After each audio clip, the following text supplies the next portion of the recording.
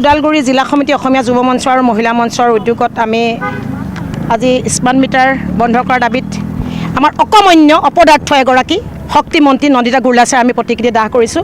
এই প্ৰতিক্ৰিয়া দাহ কৰি আমি বুজাই দিব বিচাৰিছোঁ যে অসম চৰকাৰ তথা বিদ্যুৎ বিভাগৰ যি মতালিত তেওঁলোকে এই স্মাৰ্ট মিটাৰ জনসাধাৰণৰ মাজত জাপি দিব বিচাৰিছে।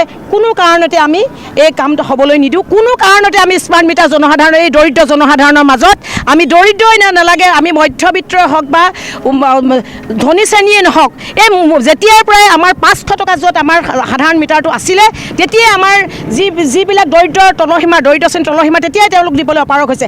যেতিয়াৰ পৰা স্মাৰ্ট মিটাৰটো আহিলে য'ত 500 টকা আহিছে তাত 1000-1200 টকা আহিছে, দিবলৈ একেবাৰে অপাৰগ। আকাশলংঘী মূল্য বৃদ্ধিৰ দামৰ উপৰিও তাৰ ওপৰত আকৌ জনসাধাৰণৰ ওপৰত এই স্মাৰ্ট মিটাৰত আনি লগাই দিছে।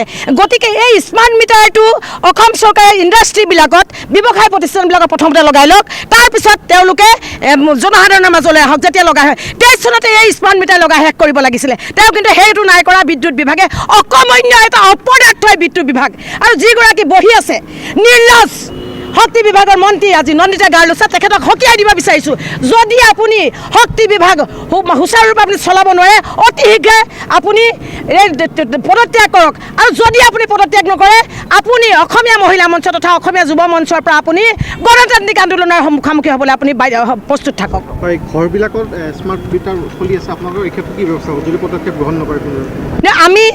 আমি ঠায়ে ঠায়ে আমি উপসংগম বিদ্যুৎ বিভাগৰ আমি দিছোঁ যে অতি শীঘ্ৰে এসপ্তাহৰ ভিতৰত তেওঁলোকে বিদ্যুৎ যিবিলাক এতিয়া সংস্থাপন কৰিছে অতি শীঘ্ৰে আপোনালোকে বিদ্যুৎ বিভাগে উঠাই আনক, নহ'লে তেওঁলোকে জংগী আন্দোলনৰ আজি প্ৰতিক্ৰিয়া দাহ হৈছে। আৰু ইয়াতকৈ ভয়াৱহ আপোনালোকে দেখিব যে অসমীয়া যুৱ মঞ্চ আৰু অসমীয়া মহিলা মঞ্চ আমি ভয়াৱহ আন্দোলনৰ কাৰ্যসূচী ল'বলৈ বাধ্য হ'ম। কোনো কাৰণতে আমি স্মাৰ্ট মিটাৰ এই বিজেপি চৰকাৰখনৰ বিদ্যুৎ বিভাগৰ আমি মতালিক কোনো কাৰণতে সহ্য নকৰোঁ আৰু এইটো আমি হ'বলৈ নিদিওঁ। অনাগত দিনত আমি ভয়াৱহ আন্দোলনৰ কাৰ্যসূচী ল'বলৈ বাধ্য হ'মেই।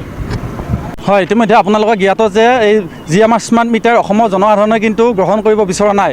এই স্মাৰ্ট মিটাৰ বৰ্জন বা তথা বৰ্জনৰ ক্ষেত্ৰত ইতিমধ্যে অসমৰ প্ৰান্তে মিটাৰ কিন্তু বন্ধৰ দাবীৰে বিভিন্ন ধৰণৰ কাৰ্য হৈ আছে।